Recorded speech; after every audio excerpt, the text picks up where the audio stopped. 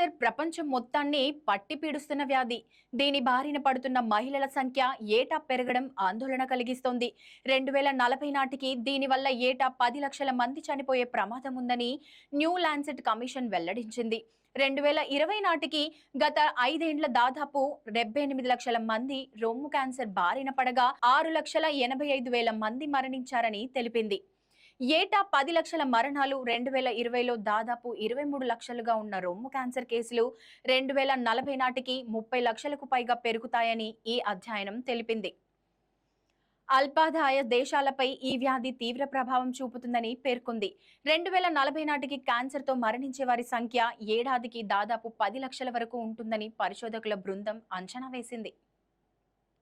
రొమ్ము క్యాన్సర్ ఎలా వస్తుంది? రొమ్ము క్యాన్సర్ అనేది ఒక వ్యాధి. ఇందులో అసాధారణ రొమ్ము కణాలు నియంత్రణ లేకుండా పెరిగి కణితులను ఏర్పరుస్తాయి. ఇలాగే వదిలేస్తే ట్యూమర్లు శరీరమంతా వ్యాపించి ప్రాణాంతకంగా మారుతాయి. రొమ్ము క్యాన్సర్ కణాల పాలనాళాల్లో పాలను ఉత్పత్తి చేసే లోబుల్స్ లోపల ప్రారంభమవుతాయి. రొమ్ము క్యాన్సర్ను ఎలా గుర్తించాలి? ప్రతి మహిళ రొమ్ము క్యాన్సర్ లక్షణాలను తెలుసుకోవాలి. దీనివల్ల ముందుగానే ఈ క్యాన్సర్ను గుర్తించవచ్చు.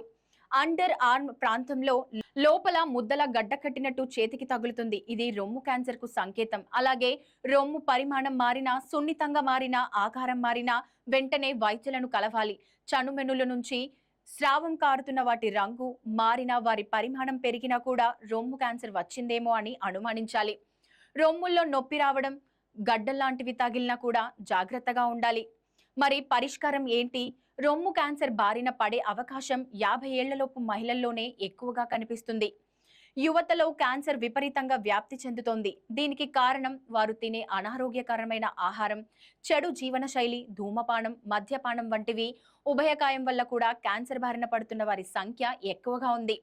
క్యాన్సర్ తొలి దశలోనే గుర్తిస్తే ప్రాణాంతం కాకుండా ముందే కాపాడుకోవచ్చు. ప్రస్తుతం క్యాన్సర్ను నివారించే చికిత్సలు, సర్జరీలు అమల్లోకి వచ్చాయి.